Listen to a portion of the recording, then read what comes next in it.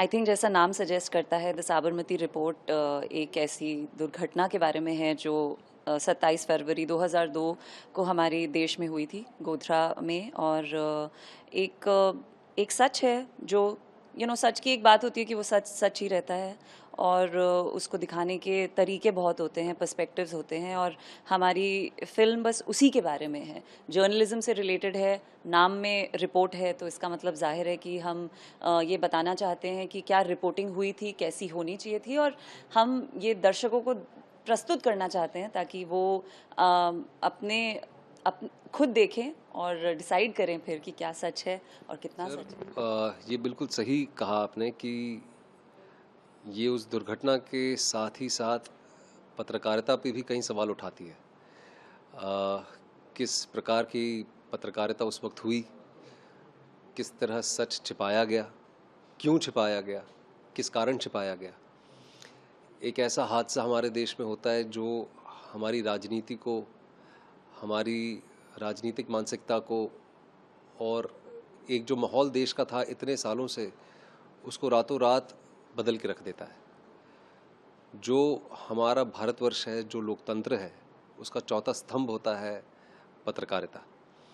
उसकी क्या प्रतिक्रिया थी, वो किस हिसाब से उन्होंने अपनी जिम्मेदारियां निभाई, और उसका क्या प्रभाव देश पे, देश के लोगों पे, लोगों की मानसिकता पे पड़ा, उसके बारे में भी है ये फिल्म।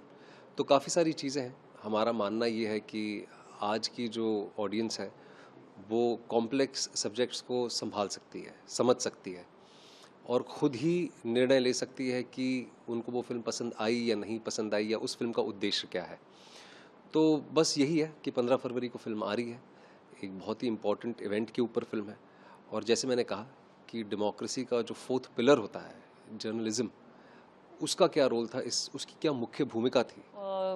एकता ने बहुत सोच समझ के, और जो पूरी टीम है, राइटर्स की टीम, जितने भी सब लोग कनेक्टेड थे, उन्होंने बहुत रिसर्च की है इस केस पे। एंड मेरा एक पर्सनल जो जर्नी है एज एन एक्टर, वो यही है कि मैं वही काम करूं जो कुछ कर सके, कोई चेंज ला सके, किसी की सोच को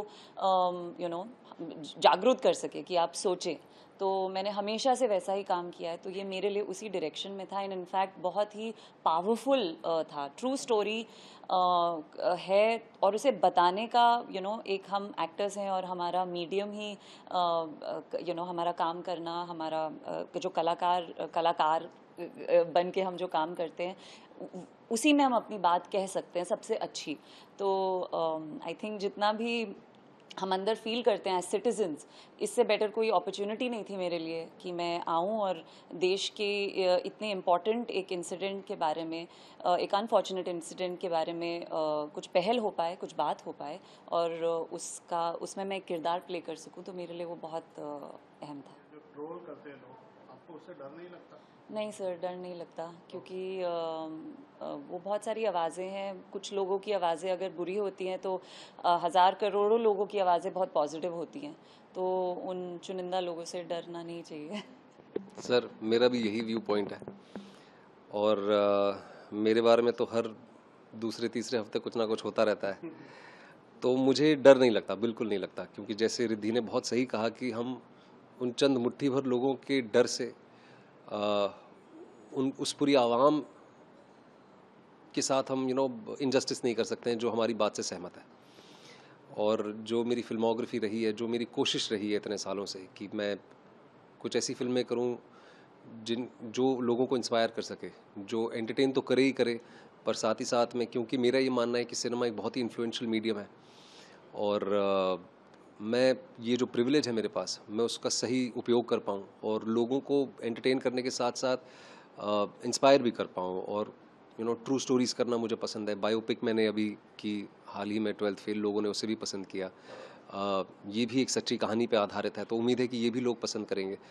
पर रहा सवाल सोशल मीडिया का, पहले बहुत फ़र्क पड़ता था सर, जब ये चीज़ बहुत नई नई थी मेरे लिए भी, और मेरे ख़ास तौर पे मेरे परिवार के लिए भी, क्योंकि वो आम जनता है, उनका मीडिया से कोई लेना देना नहीं है, तो उन पे काफ़ी असर होता था। लेकिन आहिस्ता आहिस्ता करके उनको भी मैंने कंडीशन कर लिया है कि ये नेमलेस लोग हैं, ये फेसलेस लोग हैं, ये अपने घरों के अंदर बैठ के, अपने प्रिविलेज पे बैठ के लोगों पे उंगलियां उठाते हैं, तो उनसे नहीं डरना चाहिए। और जो आपकी दिल की बात है उसे निडर होके, निष्पक्ष होके सामने रखनी चाहिए, और यही एक कलाकार की जिम्मेदारी होती है मेरे ख्याल से। कभी रिलीज है ये फिल्म? ये 15 नवंबर को रिलीज़ हो रही है आपके नज़दीकी सिनेमाघरों में।